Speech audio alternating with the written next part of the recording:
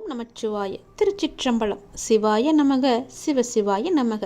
என் அன்பு குழந்தையே, இன்று நான் தரப்போவது புதிய கோணத்தில் இருக்கப் போகிறது. உன்னுடைய வாழ்க்கை புதிய கோணத்தில் மாற இருக்கிறது.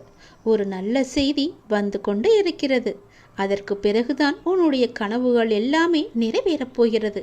இது என் மீது சத்தியம். இதுவரை நடந்தது வேறு, இனி நடக்கப் போவது வேறு. ஒரே ஒரு முறை கேள். உன் வாழ்க்கை புதிய கோணத்தில் மாற இருக்கின்றது. அந்த வாழ்க்கை எப்படி இருக்கும் என்று உனக்கு அறிந்து கொள்ள ஆர்வம் இருக்கிறது என்றால் இதை ஒரே ஒரு முறை முழுவதுமாக கேள். அன்பு குழந்தையே, தைரியமாக நம்பிக்கையோடு நீ செயல்படு. இந்த வயதில் நீ உழைக்காமல் வேறு எந்த வயதில் நீ உழைக்கப் போகின்றாய்? சோர்வு, தோல்வி இவை அனைத்தையும் நீ தூக்கி எறிய வேண்டும். அதனால் வார்த்தையை பேசும்போது ஒவ்வொரு வார்த்தையும் நீ யோசித்து பேச வேண்டும். உன்னை கோபப்படுத்தும் சூழ்நிலை வந்தாலும் அமைதியாக நீ இருக்க வேண்டும். கோபத்தில் பொறுமையையும் நிதானத்தையும் நீ இழக்கக்கூடாது. அமைதியாக செல்வது என்பது தோற்பது என்று நீ கருதாதே. தோற்பது முக்கியமில்லை, இறுதியில் யார் நிறைவு பெறுகிறார்கள் என்பதுதான் முக்கியம். உனக்கு பிடிக்காத விஷயங்கள் நடந்தால் அந்த ஒரு நிமிடம் என்னுடைய நாமத்தை உச்சரி. என்னை உன் நினைவில் கொண்டு வா. மற்றவற்றை நான் பார்த்து கொள்கிறேன். நீ உன்னில் என்னை பார்க்கும்போது அனைத்துமாய் நான் உனக்கு தெரிவேன். நீ எங்கு பார்த்தாலும் உனக்கு முழுவதுமாகவே என்னுடைய உருவம் மட்டுமே தெரியும். நீ தோல்வி அடைந்தாலும் துவண்டு விடக்கூடாது. உன்னை தூக்கிவிட நான் இருக்கிறேன் என்று நீ நம்ப வேண்டும். என்னையே கதியென வந்த உன்னை எப்போதும் நான் கைவிட மாட்டேன். இப்போதைய சூழ்நிலை உனக்கு சாதகமாக இல்லை. அதனால் இவ்வளவும் நடந்து கொண்டிருக்கிறது. இனி வரும் காலங்களில் உன்னுடைய கைகள் ஓங்கி நிற்கப் போகின்றது. இது என்னுடைய சத்திய வாக்கு. மறந்து விடாதே.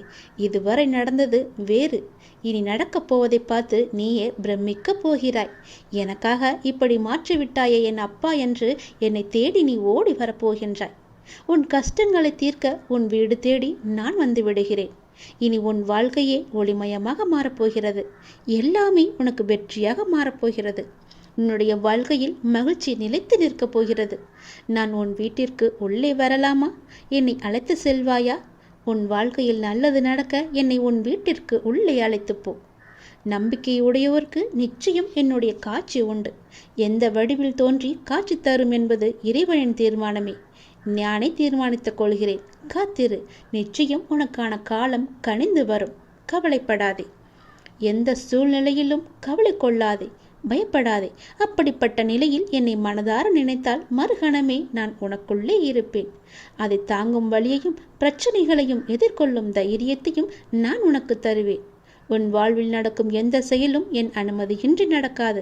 உன்னை குறைத்து எடை போட்டவர்கள் இன்று உன் உதவியை நாடி வருவார்கள்.